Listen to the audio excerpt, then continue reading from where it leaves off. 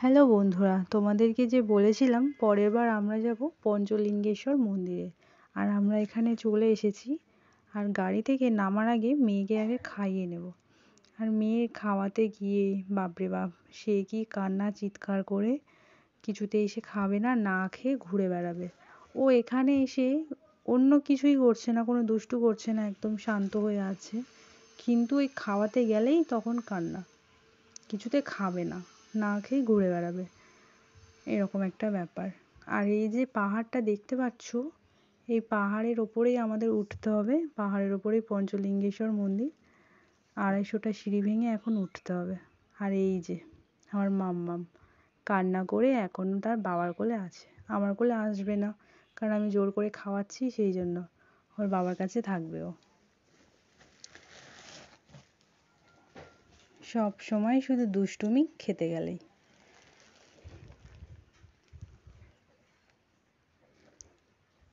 তো চলো এবার এগোই, সবাই চলে যাচ্ছে। ব্যাগগুলো গাড়ির মধ্যে রেখে যাচ্ছি, কারণ মেয়ে কোলে আর ব্যাগ নিয়ে তো যাওয়াটা একটা অসম্ভব ব্যাপার। আর ওর জন্য খাবারও কিছু করে নিইনি, শুধু জল নিয়ে যাচ্ছি, কারণ ও যা কান্না করে আমি ওপরে ওকে খাওয়াতে পারবো না, নিচে এসে খাওয়াতে হবে। আর সেই জন্যই ব্যাগ ট্যাগ সব রেখেই যাচ্ছি, খাবার নেব না যেহেতু। তো এই যে পাহাড়ের রাস্তা, আর দুপাশেই দোকান, সব রকমই দোকান আছে, যা লাগবে সবই পেয়ে যাবে। আর এই দোকানগুলোর জিনিসগুলো দেখে কিনতে ইচ্ছা করছে, কিন্তু এখন দোকানে ঢুকে জিনিস কেনার সময় নেই, কারণ আমরা যত তাড়াতাড়ি উপরে উঠতে পারবো তত তাড়াতাড়ি নামতে পারবো আর নেমে মেয়েকে খাওয়াবো, সেই জন্য।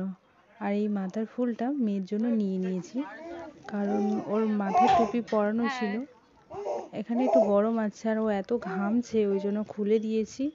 দিতে ন্যাড়া মাথা ভালো লাগছে না, সেই জন্য নিয়েছি। আর এটাই পঞ্চলিঙ্গেশ্বর মন্দিরের মেন গেট, আর এখান থেকেই টিকিট কেটে এখন আমাদের উঠতে হবে। আর তোমরাও দেখতে থাকো, পুরোটাই তোমাদেরকে ঘুরে দেখাবো।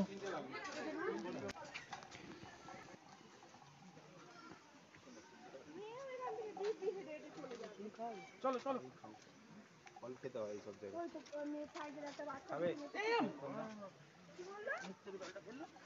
ঠিক আছে, তবে শুরু হয়েছে, সব খাটো।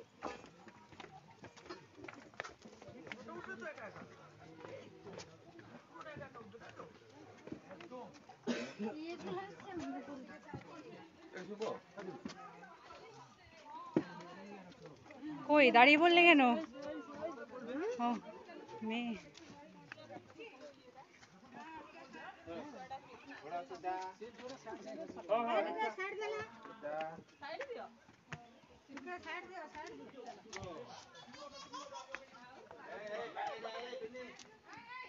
আমি কি পড়ে যাবো নাকি?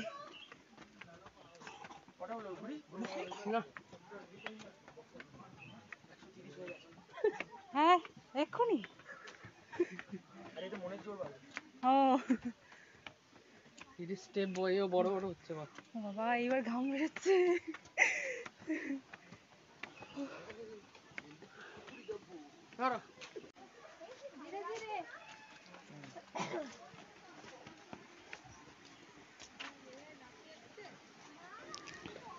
তোমরা কিন্তু যে মন্দিরটা দেখছো, এটা কিন্তু সেই মন্দির না, এখনো অনেকটাই আমাদের উপরে উঠতে হবে। আর তারপর আমরা উপরে উঠেই ছিলাম। হ্যাঁ, উপরে উঠে দেখছি যতটা উঠেছি তার থেকে আবার নিচে নামতে হবে, নেমে তারপর মন্দির। আর সেখানে 500 লোকেরও বেশি লাইন। তো আমরা লাইন দেখে আর কেউ নিচে নামিনি, তোমরা দেখে বুঝতেই পারছো কতটা নিচে। তো এখানে লাইন দেখে আর আমরা কেউ নামিনি, কারণ আমাদের আরও 2 জায়গায় ঘোরার আছে, আর এখানে লাইন দিতে গেলে বাকি 2 জায়গার ঘোরা হবে না, সেই জন্য। তো এখানে কিছু ফটো তুললাম, তুলে তারপর আর কি করা যাবে, নেমে যাচ্ছি। হয়তো আর অন্য বাকি 2 জায়গায় না গেলে তাহলে হয়তো দেখা যেত, সাবধানে নামবে, কিন্তু সেদিকেও যেতে হবে না, ওই জন্য নামতে হচ্ছে।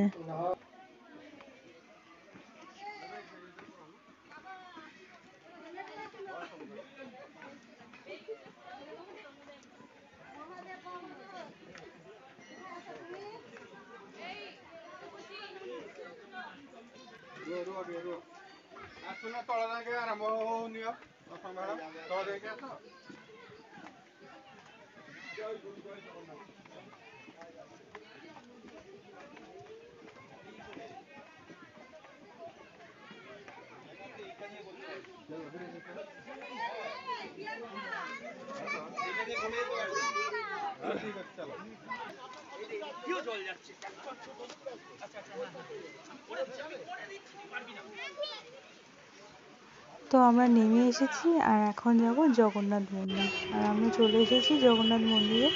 আর চলো এবার তোমাদেরকে ভেতরটা ঘুরিয়ে দেখাই।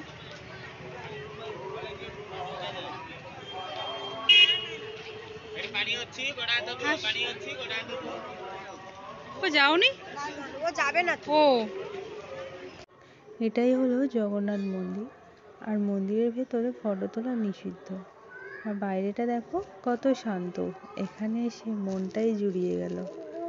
আর এই মন্দিরের পাশে আরো একটা মন্দির আছে, সেখানে কি ঠাকুর আছে ওটা আমি বুঝতে পারলাম না, কিন্তু সেখানেও ফটো তোলা নিষিদ্ধ, তাই তোমাদেরকে দেখাতে পারলাম না।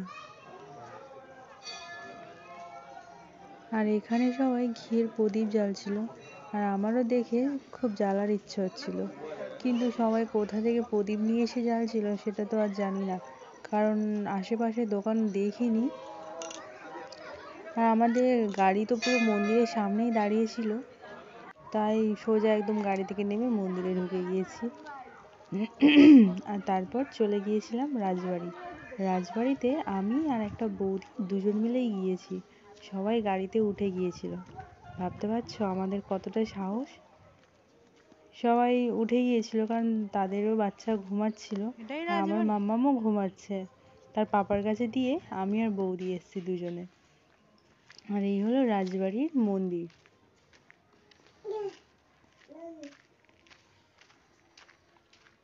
আর এই যে রাজবাড়ি,